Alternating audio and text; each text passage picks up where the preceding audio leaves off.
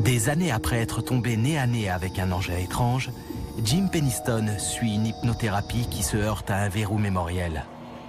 Mais les séances font finalement apparaître qu'il a subi un deuxième interrogatoire, plus musclé, aux mains de l'OSI. Je ne me souvenais pas qu'il m'était arrivé une chose pareille à l'OSI. L'OSI veut en savoir plus sur la nuit du 25 décembre 1980. La seule chose dont je ne pouvais pas me rappeler, c'était les 45 minutes passées en forêt. Sous hypnose, je passais directement à l'arrivée à la tour d'Eastgate. On dirait une écriture, mais illisible.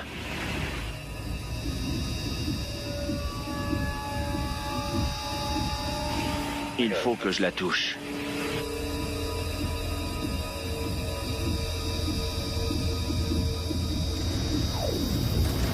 À ce moment-là, que se passe-t-il? Je vois l'engin. Une lumière blanche.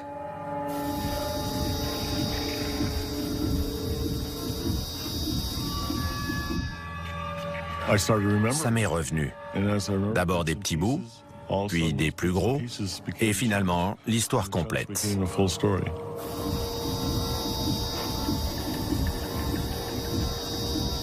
Ils ont pour mission de prendre contact avec nous.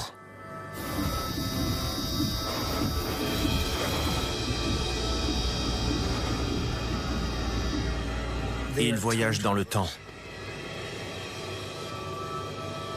Ils sont nous. De quelle époque?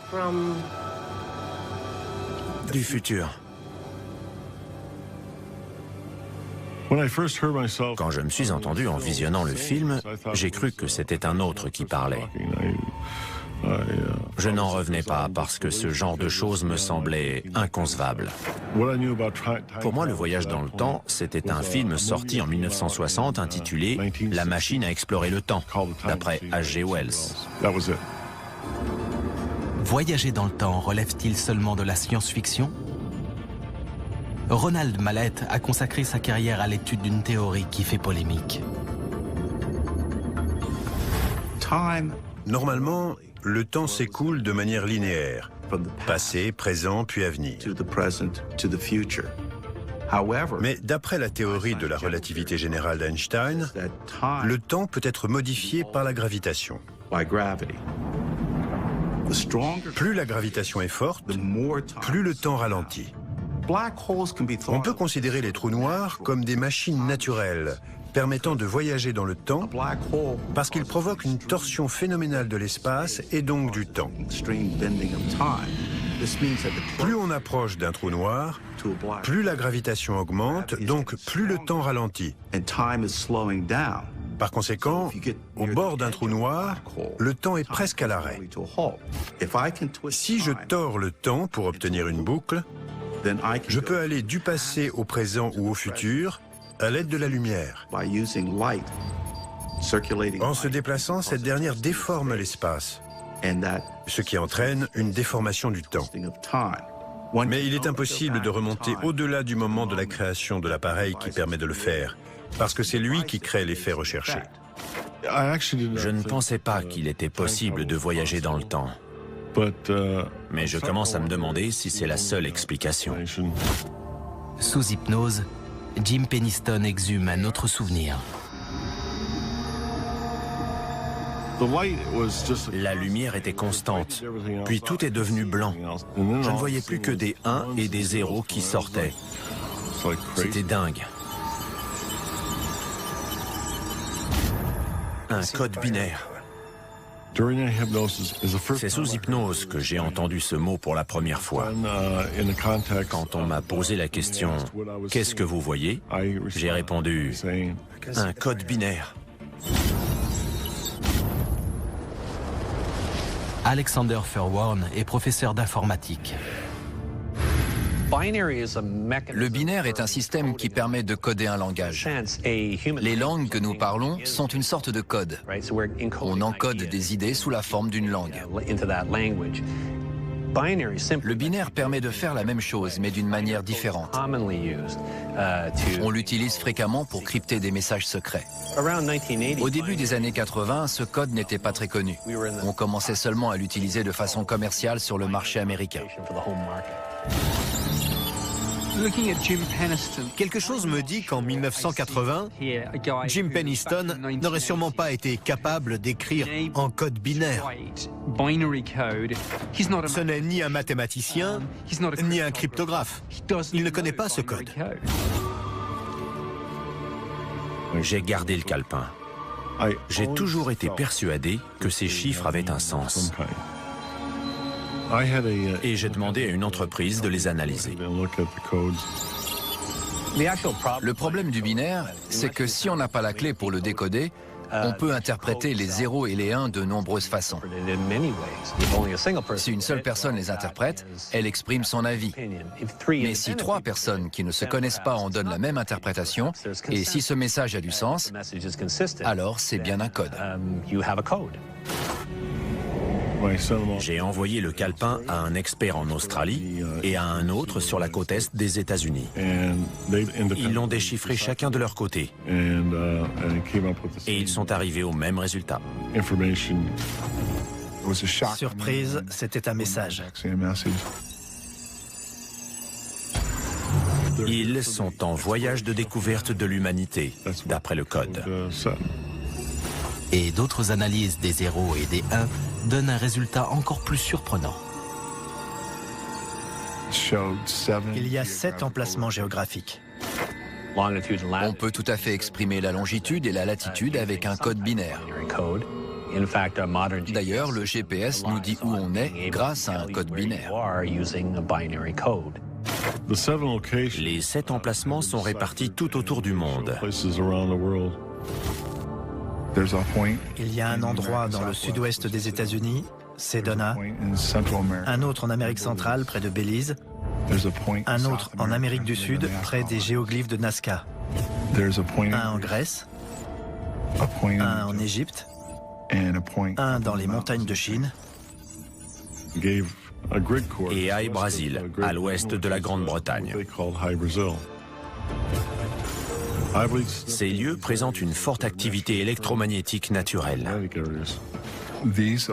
Ces champs électromagnétiques pourraient être des points de passage vers d'autres dimensions. Dans ces endroits, il y a des représentations qui montrent des rencontres avec des choses venues de l'espace. Jim Penniston et John Burroughs sont convaincus d'être entrés en contact avec des voyageurs temporels venus du futur, en forêt de Rendlesham. Mais l'armée de l'air américaine continue de démentir. Je pense que l'armée a conscience que l'incident de cette nuit-là était bien un phénomène de ce genre. La version officielle de l'US Air Force, c'est qu'il ne s'est rien passé dans les bases de Bentwaters et Woodbridge à ces dates-là. Je n'exclus pas la possibilité d'un phénomène extraterrestre, mais je n'ai connaissance d'aucune preuve irréfutable en ce sens. Pour ma part, l'incident reste inexpliqué. Quand j'ai rencontré Jim et John, j'ai vu dans leurs yeux que cette histoire les hantait. Quand on a discuté de cet incident, au ton de leur voix, j'ai senti qu'ils étaient toujours tourmentés. Plus on approche de la réponse, mieux c'est. Je veux, pour tourner la page, comprendre sur quoi on est tombé en décembre 1980. Quand on connaîtra enfin la réponse, notre participation à cet incident prendra fin. C'est tout.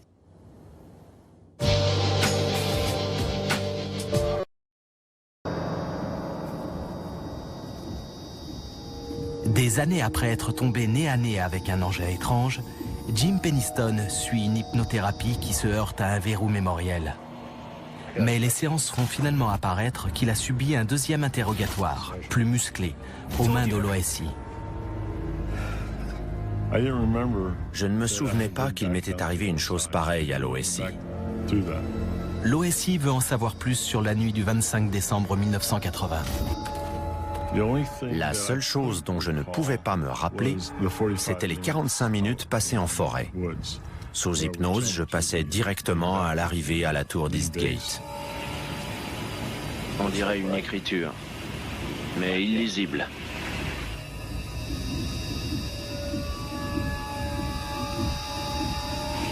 Il faut que je la touche.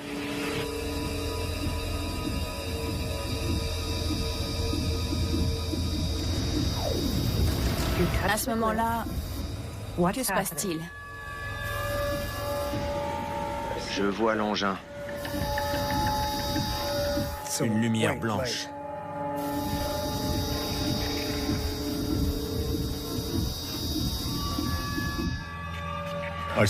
Ça m'est revenu. D'abord des petits bouts, puis des plus gros, et finalement l'histoire complète.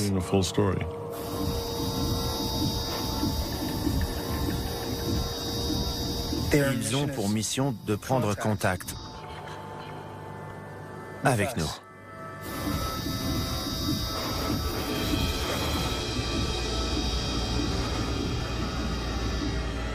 Ils voyagent dans le temps. Ils sont nous. De quelle époque? Du futur. Quand je me suis entendu en visionnant le film, j'ai cru que c'était un autre qui parlait. Je n'en revenais pas parce que ce genre de choses me semblait inconcevable. Pour moi, le voyage dans le temps, c'était un film sorti en 1960 intitulé « La machine à explorer le temps », d'après H.G. Wells. Voyager dans le temps relève-t-il seulement de la science-fiction? Ronald Mallett a consacré sa carrière à l'étude d'une théorie qui fait polémique.